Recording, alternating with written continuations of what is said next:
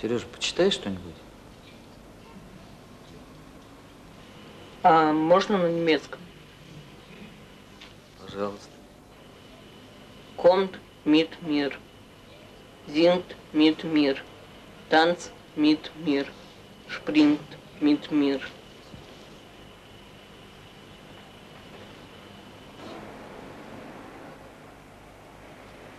Смотри в одну точку. Хорошо. Хорошо, Сережа. Стоп. Ну, просто гибель Титаника. Сережа, не умирай, пожалуйста. Стоп. Отряд, внимание!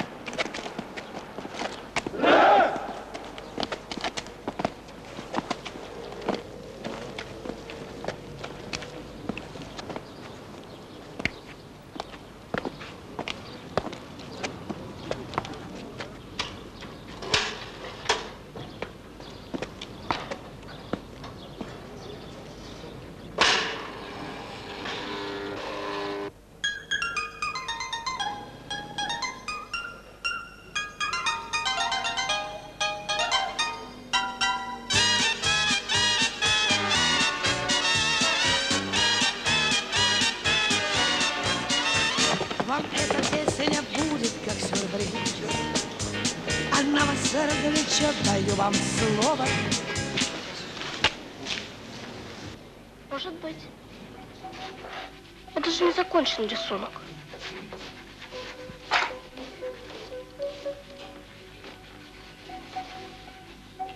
А у меня вчера крыса из клетки выбежала. Сгрызла обои, деньги, свитер. Укусила брата. Мама ее в клетку посадила. А ей там не нравится. Дубинушка ты, дормитонт.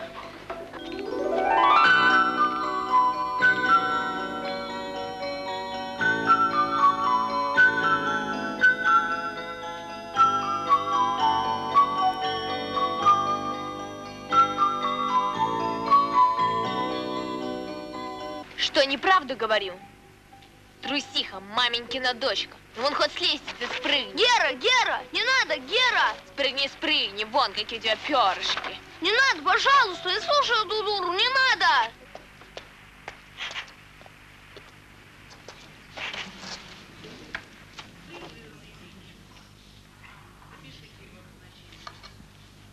На, возьми, подарок.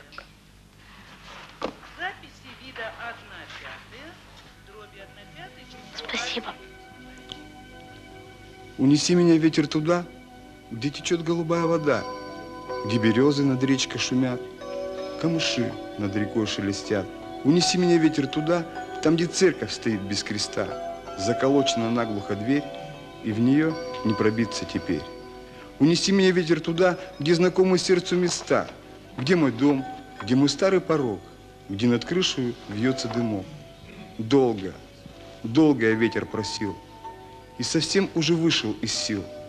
Только ветер меня не унес, и стою я наполненный слез.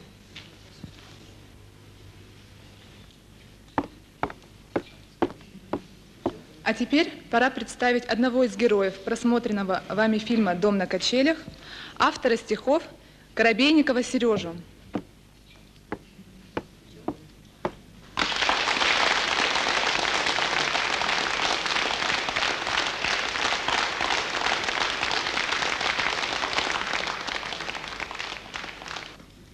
Скажи, пожалуйста, Сергей, сколько тебе лет? 13.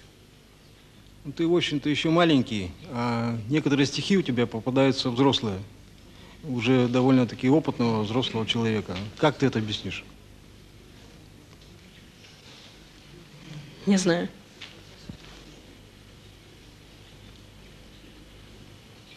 Ты же из детского дома-интерната? Да. А у тебя мама есть? Есть. А папа? Нет. А хотел бы, чтобы он вообще был? А почему?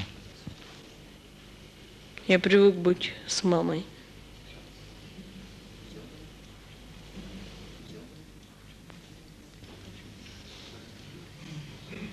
На рыжем листе паутина колышется, замерзла на ложах вода.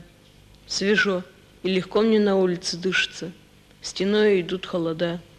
Свинцовое небо в тумане, за тучами, роса ледяная лежит.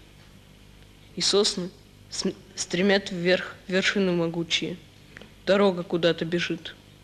Дорога бежит, наконец обрывается, кончается пройденный путь. Душа моя плачет, душа моя кается и хочет в дожде утонуть.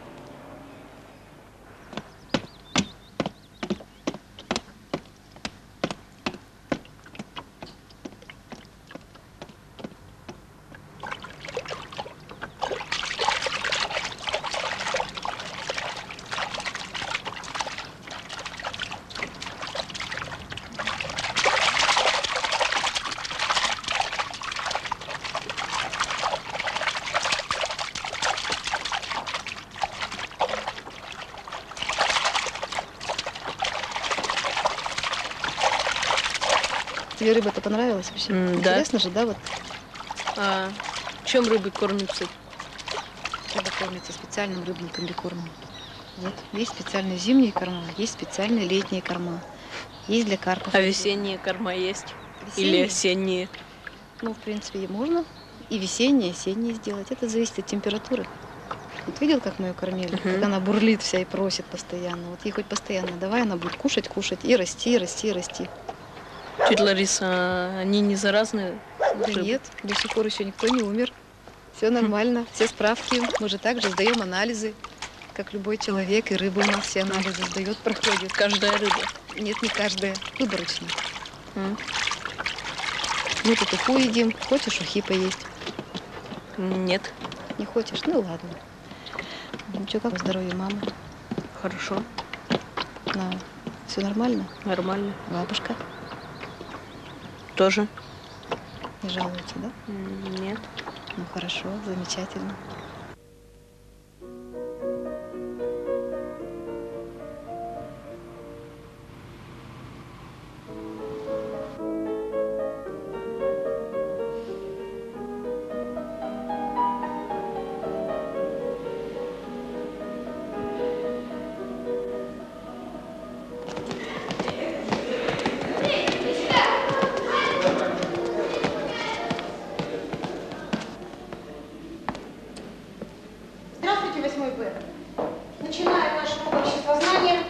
Сегодня у нас тема «Мораль».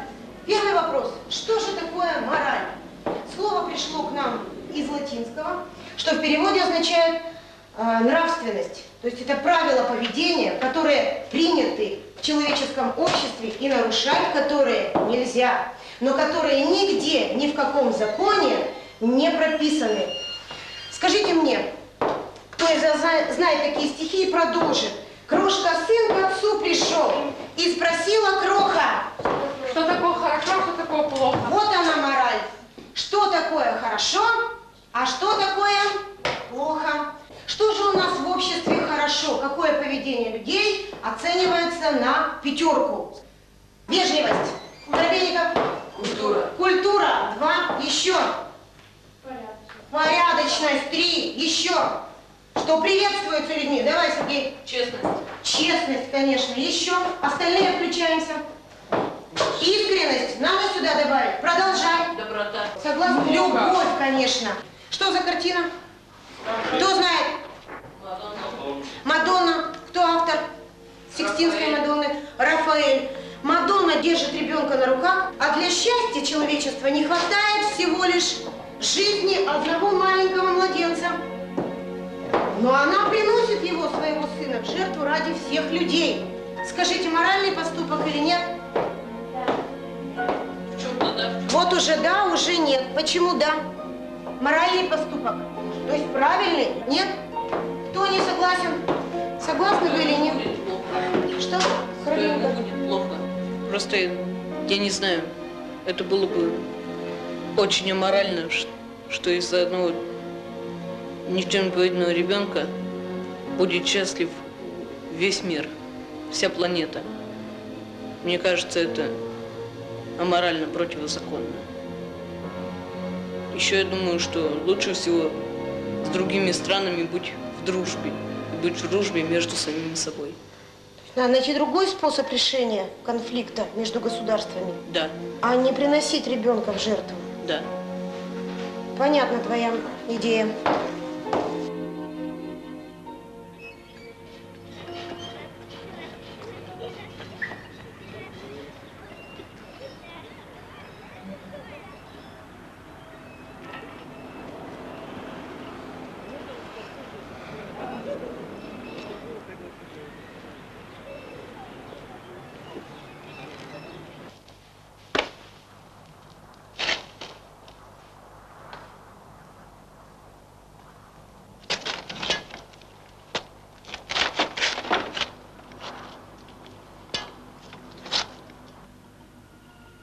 Чувствуешь? Что? Свободу? Страшно как-то. Да тебе все страшно. Ты сама себя боишься. А я вот ничего не боюсь. Совсем ничего? Ну, может, мучительной смерти?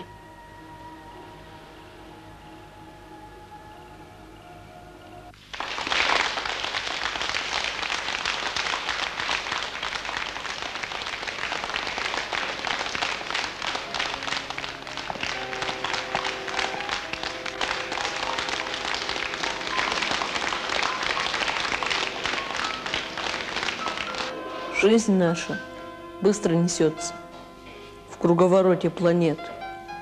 Счастье кому улыбнется, ну а кому-то и нет.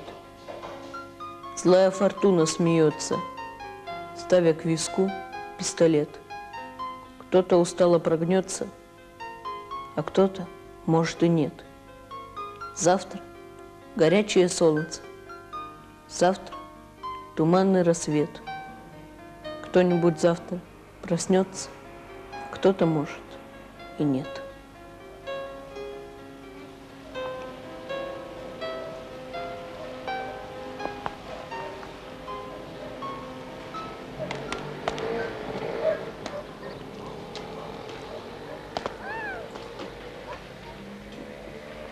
Сей нареченный и святый день, един суббота и Господь, праздника праздник и торжество есть торжеств. Больше благословил Христа во веки. Христос воскресе из мертвых. Придите нового винограда рождения, божественного веселья. В нарочитом дне воскресения Царствия Христова приобщимся, поющего яко Бога во веки.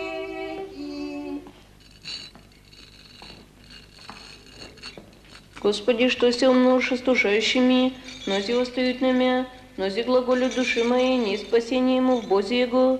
Ты же, Господи, заступник мой си, слава моя, и вознося главу мою, гласом моим ко Господу возвах, и услыши мя от горы святые свои, а с устух и спах хвостах, яко Господь заступит мя, не убоюсь я тем людей. Пресвятую, пречистую, преблагословенную, славную владычицу нашу Богородицу и пресно Деву Марию со всеми святыми, помянувши сами себе и друг друга, и весь живот.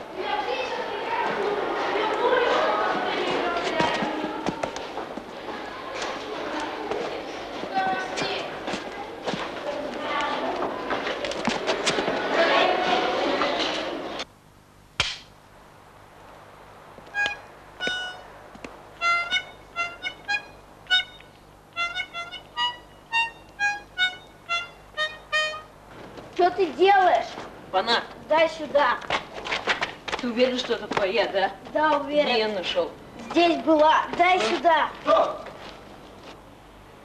Сережа, ну что ты крадешься? Что ты крадешься? Пожалуйста, вспомни свои слова. И не сразу вырываешь у Володи. Не сразу. Так, все на исходную.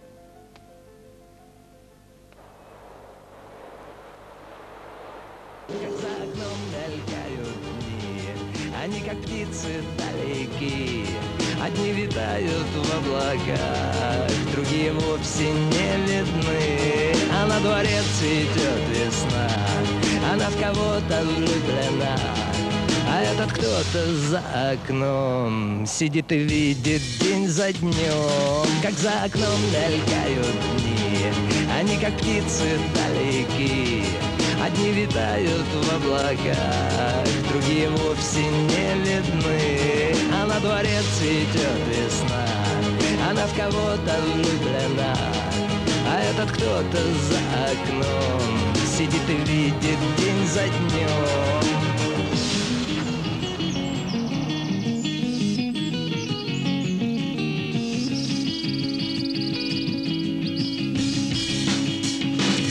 Как за окном мелькают дни, они как птицы далеки, одни витают в облаках, другие вовсе не видны. А на дворе цветет весна, она в кого-то влюблена, а этот кто-то за...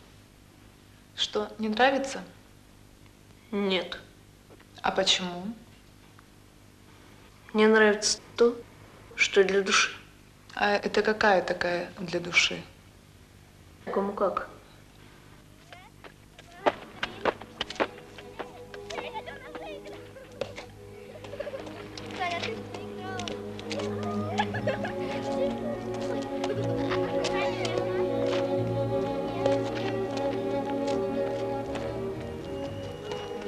Какое у меня любимое занятие после школы? Читать, писать стихи, думать об окружающих меня вещах.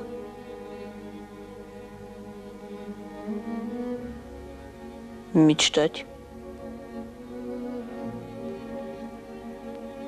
Стихи идут как будто бы из глубины души.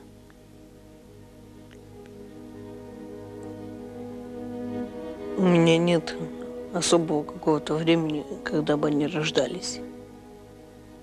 Это в зависимости от настроения, в зависимости от эмоций, каких-то переживаний.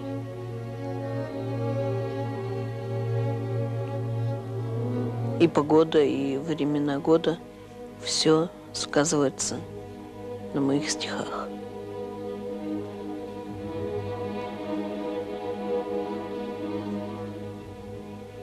Как я пришел в церковь? Ну, я с самого рождения уже был воцерковлен. Где-то с 5-6 лет уже ходил вместе с мамой в церковь. Чем она меня удивила? чем она понравилась мне, это своей добротой, искренностью и правдой, и верой, и церковь.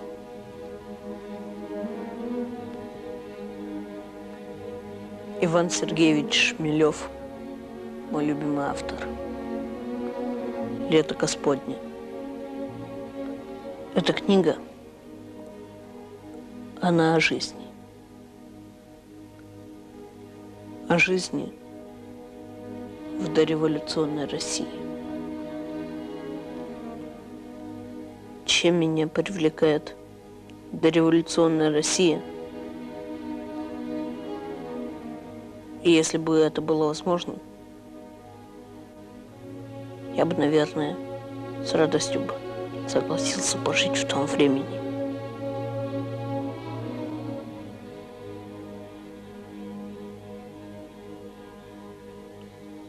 Думал ли я, что когда-нибудь кого-либо обидел? Ну да, были такие случаи. Очень часто. Хотя я стараюсь их избегать. Кого бы я мог обидеть? В чем-то маму, воспитателя, своих друзей. В чем выражается эта обида? Я не могу сказать, в чем она выражается, потому что я сам как следует этого не могу понять.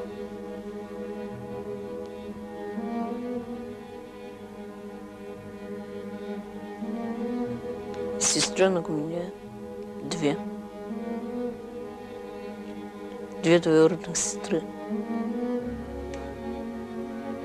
Самый любимый и дорогой человек на свете – это мама. Мама, которую я безмерно люблю.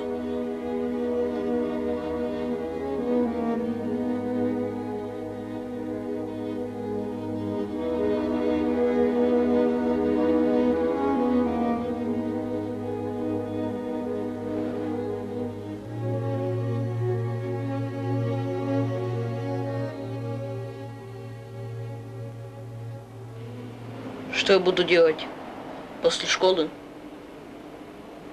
Наверное, я пойду учиться. Может быть, в духовную семинарию. Хотите, я вам другие свои стихи прочитаю. Когда черемуха запенится, в наряде свадебном стоя, душе хорошее поверится, на сердце радость у меня. А небо голубое, чистое, деревья шелестят листвой. Играет солнышко лучистое, стреляет лучик золотой. Пусть говорят, что все я выдумал, природа говорит, забудь. А солнце огненными пулями пронзает мне на вылет грудь.